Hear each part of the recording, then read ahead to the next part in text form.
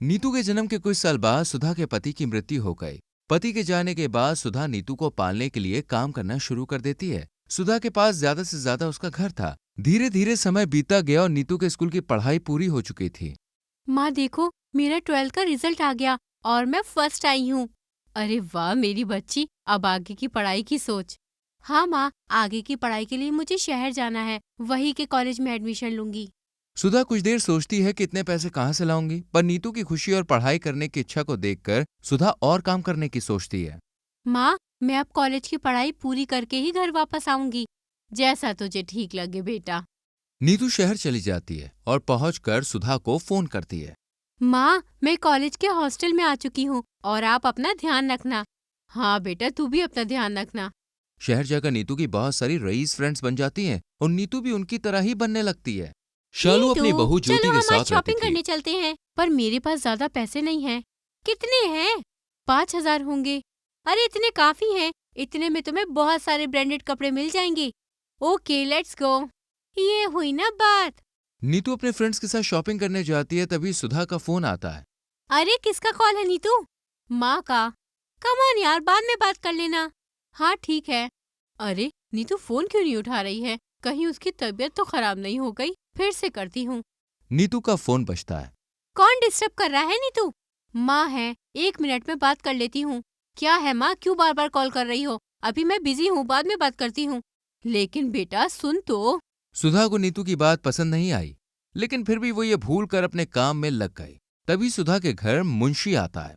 क्यों सुधा बहन, मेरे पैसे देने का इरादा नहीं है क्या?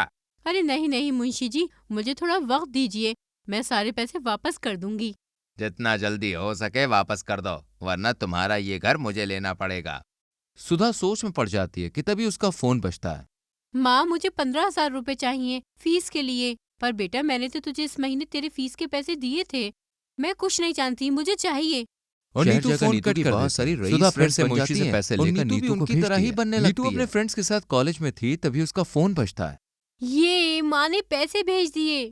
चलो फिर आज पार्टी नीतू की तरफ से। हाँ हाँ, क्यों नहीं। कुछ समय बाद मुंशी सुधा के घर आता है। चलो सुधा बहन, निकलो मेरे घर से। बहुत हो गया तुम्हारा, थोड़ा वक्त मांगकर 3 साल हो गए, आज तक तुमने पैसे नहीं दिए। मेरी बेटी की पढ़ाई पूरी हो चुकी है, अब वो नौकरी करेगी तो तुम्हारे सारे पैसे वापस कर दूंगी। मुंशी ने एक न सुनी और सुधा को घर से निकाल दिया। सुधा ठंड में ठिठुर कर एक कुटिया में जाकर रहने लगी और पढ़ लिख कर वो एक अफसर बन जाती है।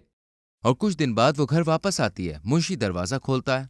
अरे तुम कौन हो और मेरी माँ कहाँ है? तेरी माँ ने मेरे पैसे वापस नहीं किए, इसलिए उसके बदले ये घर मैंने ले लिया। नीतू परेशान होकर सुधा को खोजने लगती है कि तभी उसे एक झोपड़ी दिखाई देती है। माँ, नीतू तुरंत अपने बैग में से एक जैकेट निकालकर सुधा को पहना देती है। मेरी बच्ची। नीतू को सुधा की ये हालत देखकर बहुत बुरा लग रहा था। माँ तुम परेशान मत हो, मेरी अच्छी नौकरी लग गई है और अब हम यहाँ नहीं रहेंगे। तुम चलो मेरे साथ। लेकिन बेटा हमारा घर।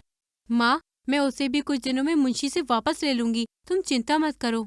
सुधा नीतू को पकड़कर रोने लगती है और फिर उसके साथ शहर चली जाती है।